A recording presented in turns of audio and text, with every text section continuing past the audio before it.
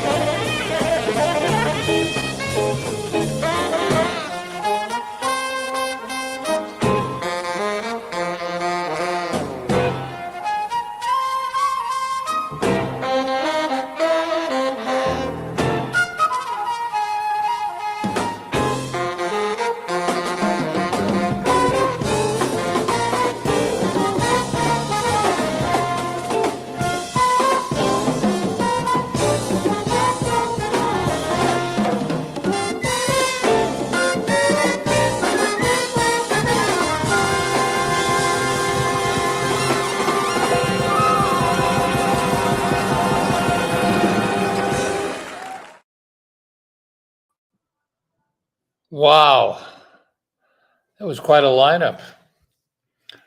Long time ago, almost 50 years ago, 1975. It was a different world back then. No internet, no smartphones, no cable TV, a little bit of cable TV, no DVDs, no CDs, VHS.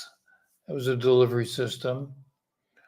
A lot more jazz radio stations around the country, around the world. A lot of live jazz. A number of people, it was an era of change, certainly. A number of people have passed. For me, the two most notable ones in 75 were Cannonball Adderley, which was a tragedy when someone that young, someone that great passes. He was only 46. Wow. And Oliver Nelson, great musician, arranger, the blues and the abstract truth, many other great recordings, TV themes, 43. But people are leaving, people are coming.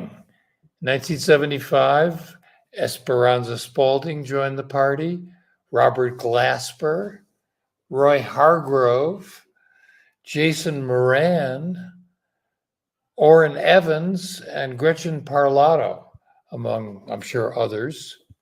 Those are the ones that jumped out at me when I was thinking about this show. And a lot of recordings came out.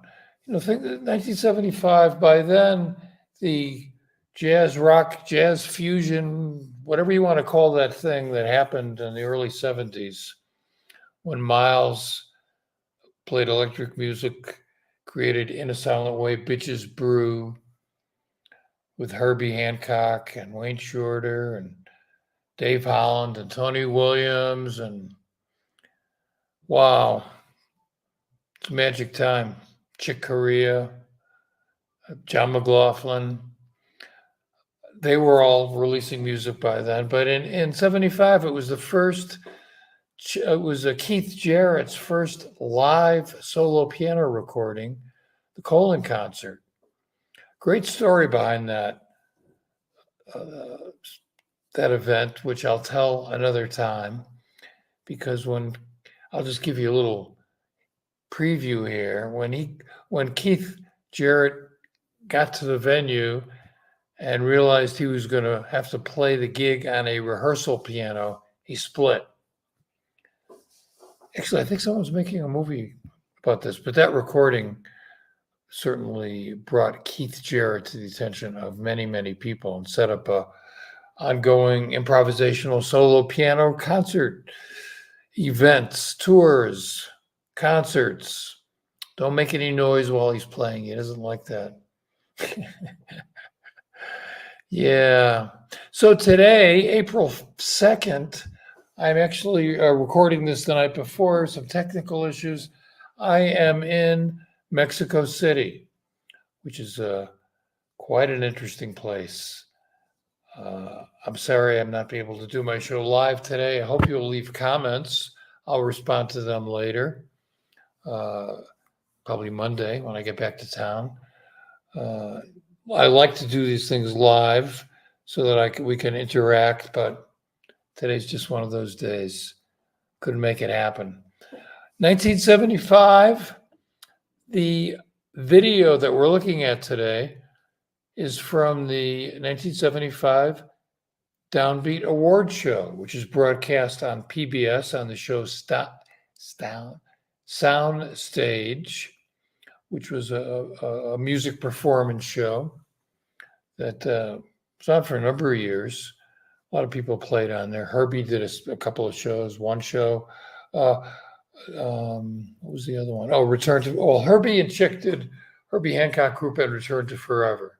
That was one show. Excuse me. The others escape me at the moment. But that whole time was filled with a lot of positive energy. You know, as rock music became more popular in the 60s, certain drop-off in jazz record sales. That was the predominant delivery system at the time, those big record labels and some smaller ones too. I don't want to say it was a dark time, but a time of not great activity. All the attention was in that rock era with the Beatles and everything that happened with Hendrix and Woodstock. But jazz got a boost when Miles put out In a Silent Way, and then Bitches Brew, and then Weather Report was born, and Herbie's group, and Chick Returned to Forever, John McLaughlin, Mahavishnu Orchestra. Wow.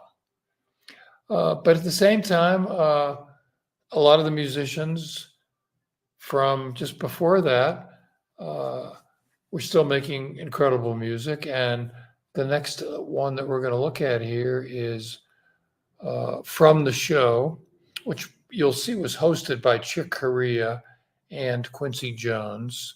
We opened up, by the way, with Nat Adderley's Work Song featuring Rahsaan, Roland, Kirk, and Sonny Rollins. That's a very powerful duo, to say the least. But now we're going to go to someone else who was on the powerful scale at the top, McCoy Tyner. The rhythm section. The rhythm section is the foundation of the usual modern jazz group, right? And the foundation of the foundation is the drums. Now, in the past, there have been like many great drummers who've been at the top of the reader's poll. People like Gene Krupa, Elvin Jones, Roy Haynes, and such as the like. This year's winner, and for the past 3 years, has been Billy Cobham. But he couldn't make it here tonight. He has his new band out on the road. But we're very proud to have with us in his place one of the finest young percussionists around today, my teammate buddy from Return to Forever. Please welcome Lenny White.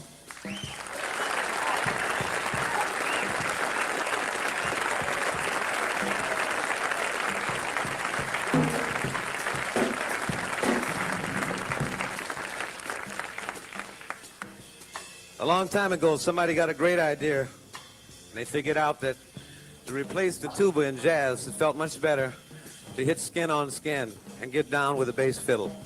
It's the best thing that's happened for us because that's what holds all of the low life area and the soul and the pulse together in jazz. This tradition started by the pioneers like Pops Foster, who was the winner of the first Downbeat Readers Poll in 1936. Continued on with Ray Brown, who held it down another 19 years, and continued on after that with Paul Chambers and Charles Mingus. This year, we have an absolutely brilliant, one of the most brilliant young musicians I've met in a long time and heard. He's the runner-up in the acoustic bass department and runaway winner in electric bass. I'd like to meet the 24-year-old Stanley Clarke. Stanley Clarke.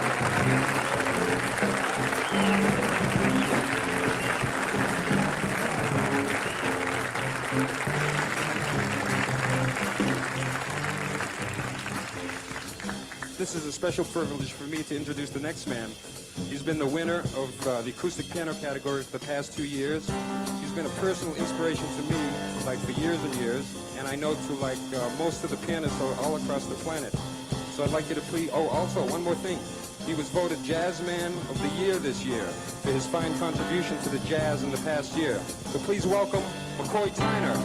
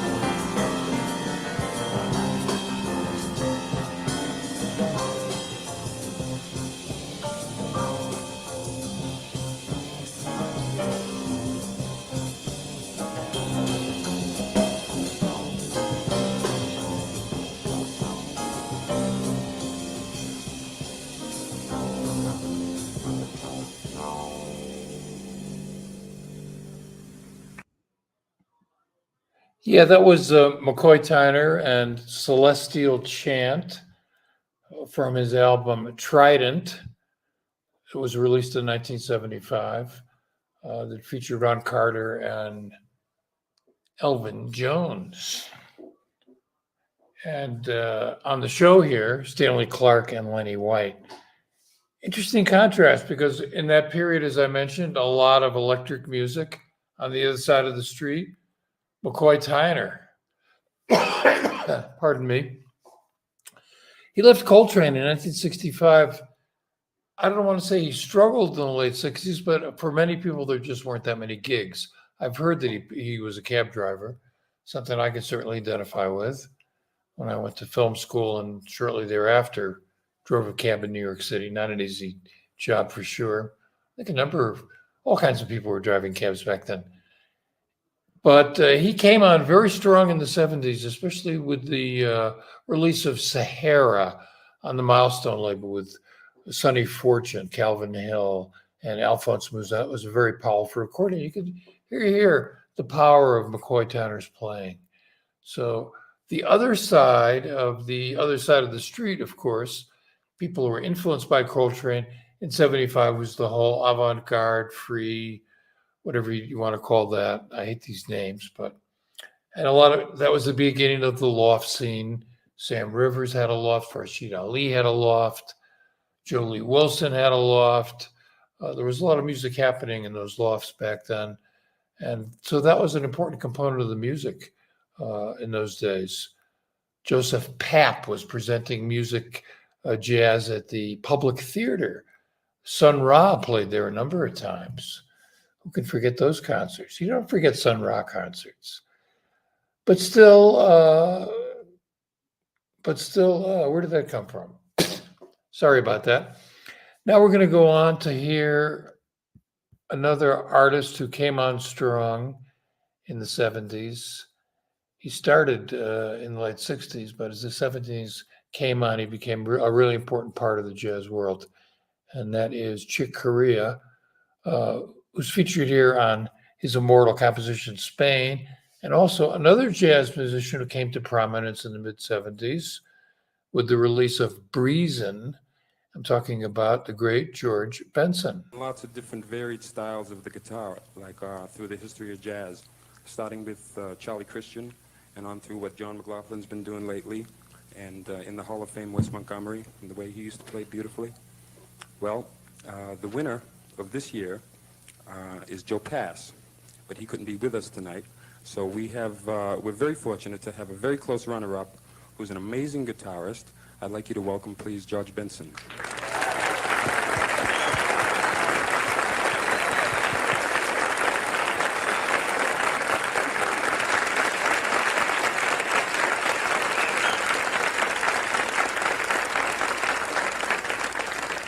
I agree with you. The relationship between jazz and the flute didn't really blossom into a full-time marriage until about the 50s. Before then, it had been kind of a light housekeeping affair, and it just shacked up a little bit. Then we had pioneers in the 50s, like Jerome Richardson and Frank West, that led the way to Downbeat, starting a full category for jazz flute in 1956, which I think Bud Shank won. And then for 14 years after that, it was topped off by Herbie Mann. 1971, a little dude came in town from Houston, Texas, and took first place, and I don't think he's let it go since. We'd like to introduce right now, with great pleasure, and a beautiful friend and beautiful musician from Houston, Texas, I think the essence of excellence, Mr. Hubert Laws.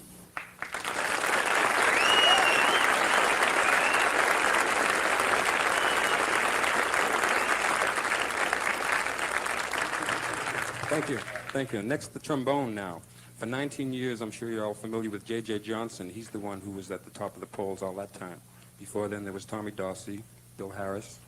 This year, we have a relative newcomer to the scene, and someone who came to prominence in the New York recording scene, and also as leader of an exciting new band that he's got called the Manhattan Wildlife Refuge. Please welcome the master of the trombone, Bill Watrous.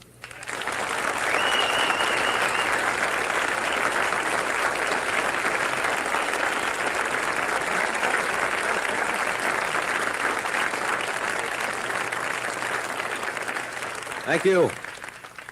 You've met the other performers that are going to perform in this next composition. We'd like to ask my co-host and buddy there to sit down at the piano and join them in on this next tune, which was written by my co-host and buddy there at the piano. He is the #1 man this year as composer in the Reader's Poll. He's playing his own composition. It's named Spain. I'd like you to meet again Chick Corea. Spain.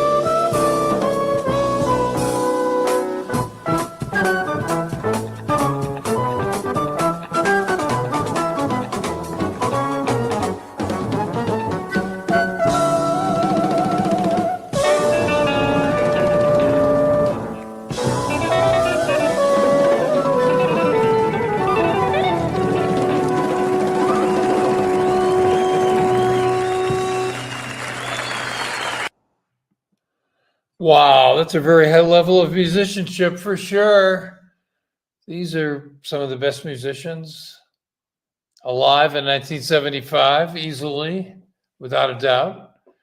Hubert Laws, since he arrived in the early 70s, the flute player, just a superb musician.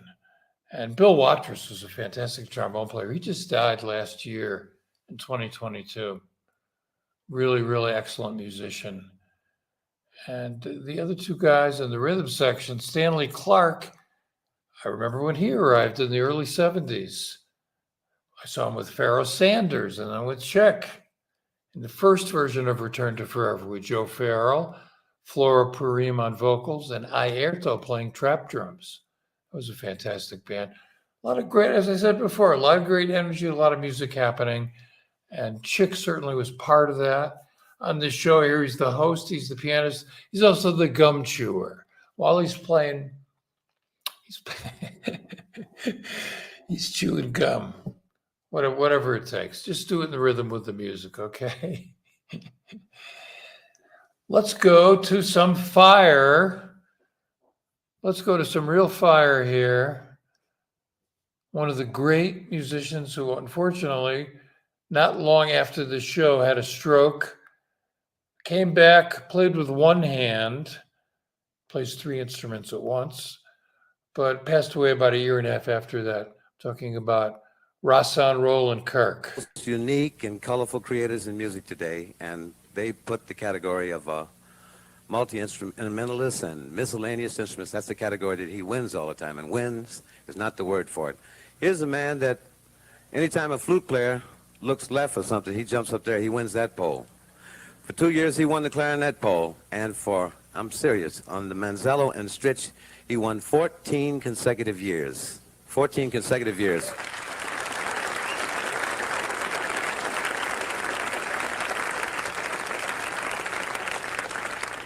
And one of the pleasures of being on this show is being with people that I've known and worked with for a long time. And this one, I'm really, really happy to introduce the black master of black classical music, Rahsaan Roland Kirk. Yes, indeed.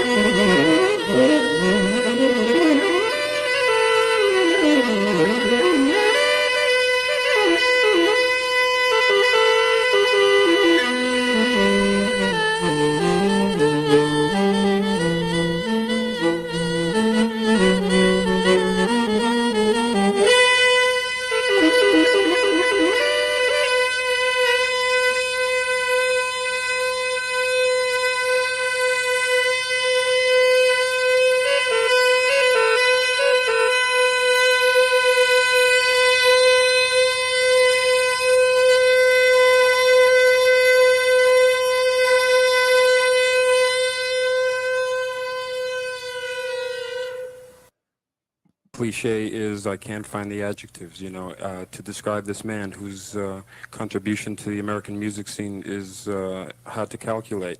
He's won polls since the 50s, and 1973 was voted to the Hall of Fame. I don't know what else to say about the man. He's been a great inspiration to me and to every musician that I know that's heard him. I'd like you to warmly welcome, along with McCoy Tyner, playing Duke Ellington's In a Sentimental Mood, Mr. Sonny Rollins.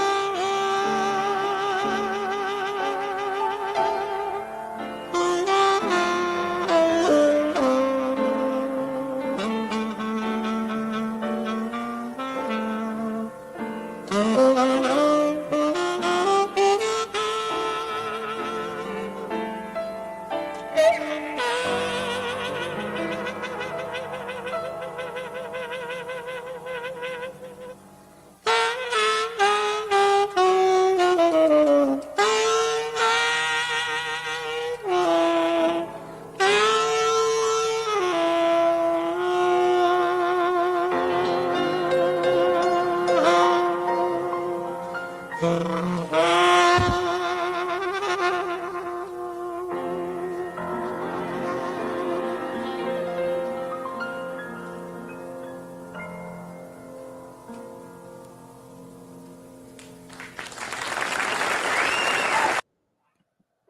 is so nice to hear Sonny Rollins and McCoy Tyner play together. All these musicians have their own groups. They usually don't play with other leaders. So when they do, the music a much higher level. Of course, Sonny Rollins, one of the greatest improvisers in jazz history. There's a good example of it there. And I like that track also because Sonny and McCoy are really listening to each other. The way McCoy ends his solo, it keeps going into the next chorus a little bit, and then Sonny comes in. Yeah. And when I say I wish the leaders played together more, before that we heard Rahsaan, Roland, Kirk pedal up. And the interplay there between Rahsaan and McCoy, fantastic. They never recorded together. I think this is their only performance together on this particular show. Rahsaan was really into Train. You might have heard a quote there from My Favorite Things. I'm sure he jumped at the opportunity to play with McCoy. I mean, they just worked really well together. Sadly, they never recorded together.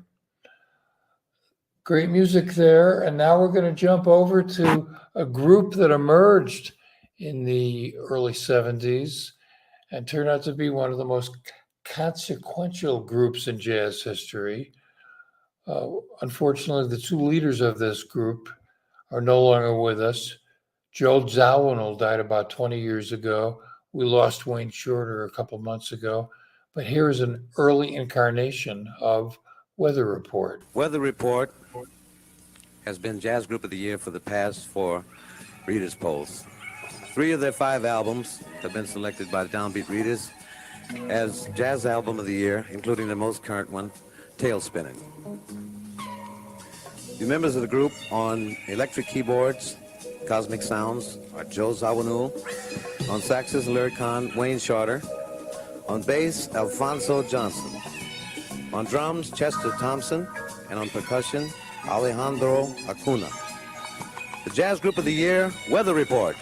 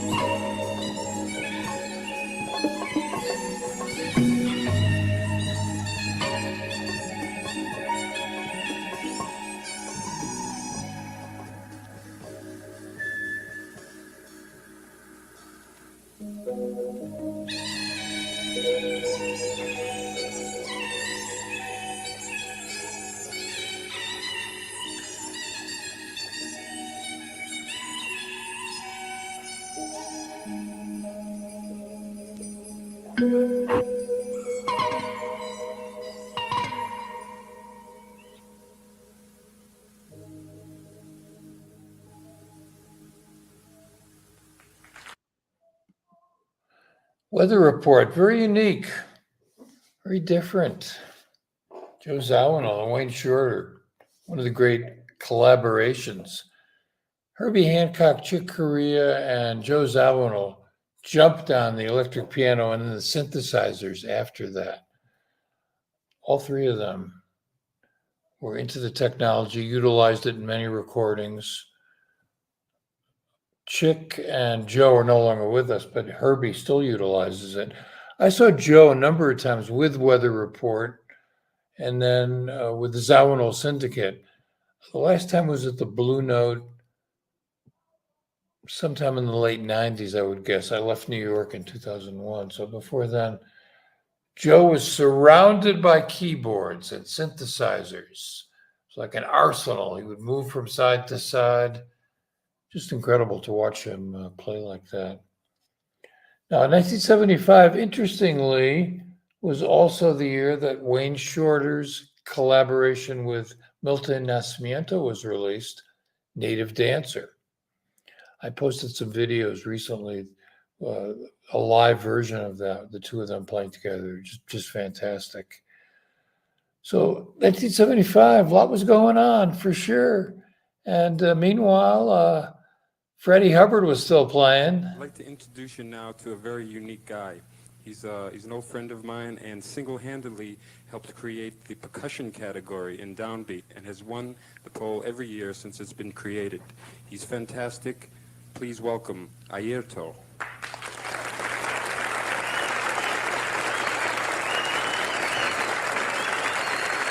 Airto.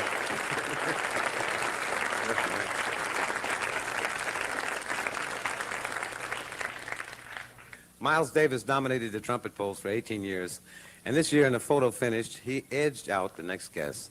The highly energized young dude I'm about to introduce was one of the joys in the life when he joined my band in 1961 along with the late Oliver Nelson. And I'm really, really proud to be here tonight to be the one to introduce the man with his own brand of liquid love, Freddie Hubbard. Freddie Hubbard. Hubbard. Outside. Do it.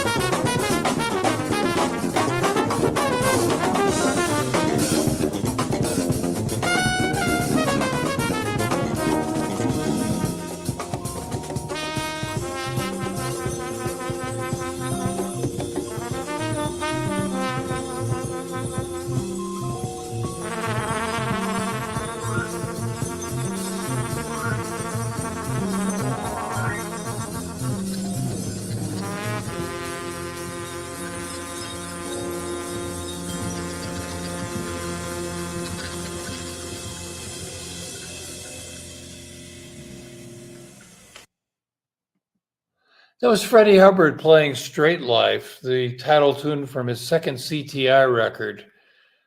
Freddie recorded some great recordings, great albums for CTI Records, including Red Clay with Joe Henderson and Herbie Hancock. That was a fantastic one. And also Straight Life.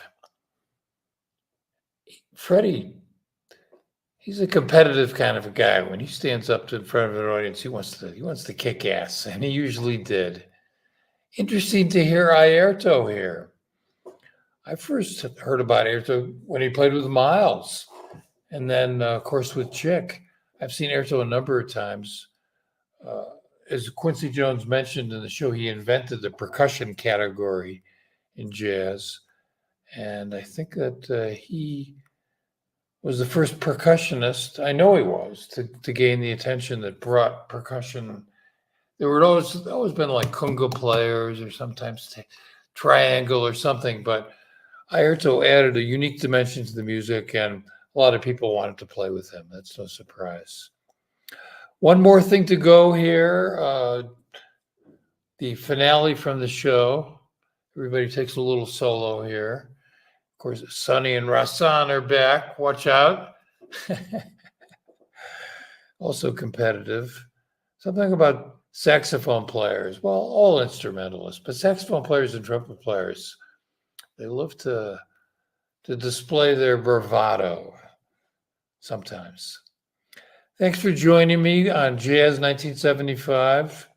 I remember those days. They were great. A lot of wonderful music was played. The world was pretty crazy. It's pretty crazy now, and there's still great music being played today. And I'm sure 50 years from now, somebody will, the son of jazz, the granddaughter of Jazz Video Guy will make a show called Jazz 2023. I don't know who's going to be on it. I won't. Maybe you will. We'll see. Impossible to predict the future. People are saying, if artificial intelligence continues to develop, it'll be the end of humanity. I don't think so. Someone else, I think it was Ray Kurzweil, the futurist and scientist, says that we might be able to become immortal in a few years. Nanobots will go in our bodies and fix us. Well, I don't know if we're going to become immortal, but this music is immortal. I can't tell you how much I enjoy doing these shows. I love this music. I love to share it, and I love to listen to it. When I do these shows, I'm right here just grooving with the music. So I'll be back next week. I don't know what I'm going to play. but I'm sure it'll be good. Thanks for joining me, and please leave your comments. I love to hear from you guys. Bye. Only one way to end it, though, and that's, I think, to pay homage to a man that I'm sure is a part of every one of us up here tonight, and he's a guy, I guess, that epitomizes the process of going from the roots to the fruits.